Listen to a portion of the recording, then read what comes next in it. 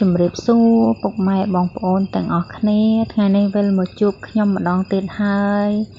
នៅមុខម្ហូបអាហារសម្រន់មួយដ៏ពេញនិយមដែលឈ្មោះថាពោតឆាបងប្អូន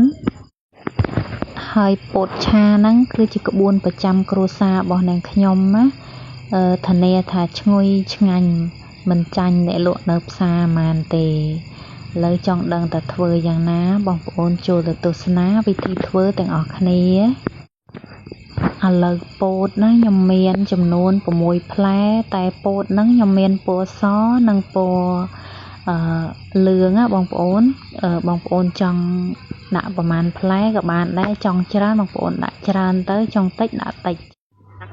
ហើយសម្រាប់ពោតដែលខ្ញុំប្រើហ្នឹងខ្ញុំមាន6ផ្លែបងប្អូនខ្ញុំមានអាពណ៌ក្រហមព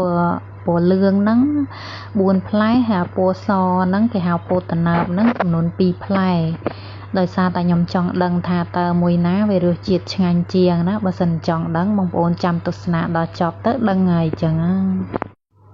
ហើយពោតហ្នឹងខ្ញុំយកមកបកសម្បកវាចេញឲ្យអស់ទៅដើម្បីយើងយកទៅដាក់ស្ងោរបងប្អូន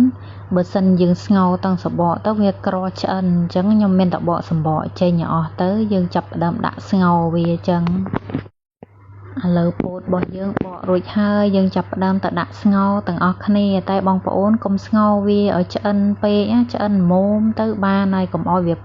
បែកក្រពោតបែកអី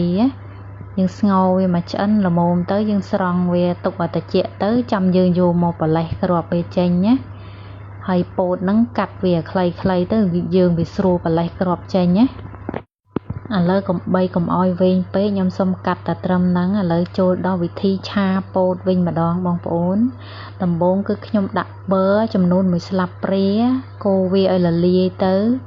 ហើយបន្ទាប់មកខ្ញុំដាក់ស្ករសហើយចាប់ផ្ដើមលាយវាជាមួយនឹងប៊ឺហ្នឹងឲ្យវាចូលគ្នាទៅបន្ទាប់មកខ្ញុំដាក់ម្សៅ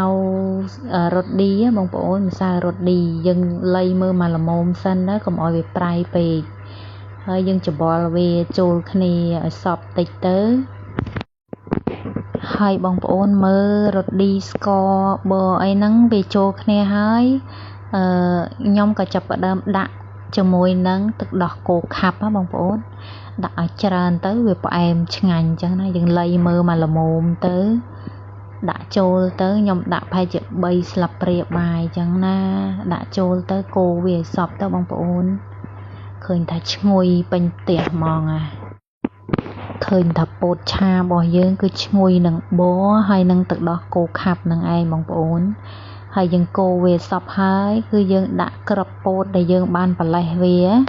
គ្រាប់ពោតហ្នឹងយើងស្ងោរហើយយើងយកទៅប្រឡេះវាឲ្យស្អាតទៅបើយើងចិតក៏បានដែរប៉ុន្តែចិតហ្នឹងវាដូចជាគ្រាប់វារាំង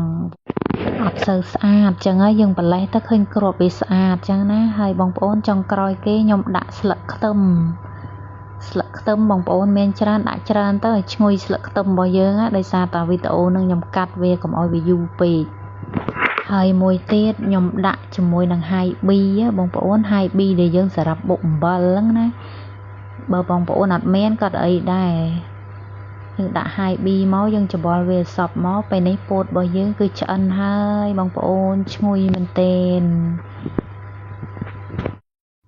ហើយបើសិនចុងក្រោយនេះបងប្អូនចូលចិត្តម្ទេសហឹរបងប្អូនអាចបន្ថែមម្ទេសហឹរបន្តិចផងណាបងប្អូន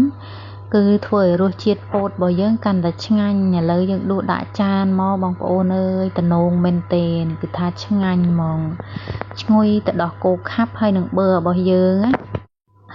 ហើយនេះបងប្អូនពោតតណើបណាខ្ញុំឆាវាផ្សេងមួយចានចង់ដឹងតើវារសជាតិយ៉ាងណារវាងពោតពណ៌លឿងនិងពោតតណើបនឹងតែបើខ្ញុំវិញខ្ញុំចូលចិត្តអាពោតតណើបជាងគេព្រោះឲ្យញ៉ាំទៅវាក៏មួតស្អិតឥឡូវវីដេអូមានប៉ុណ្ណឹងឯងបងប្អូនបើចូលចិត្តជួយ share ជួយ like ឲ្យច្រើនណាបងប្អូន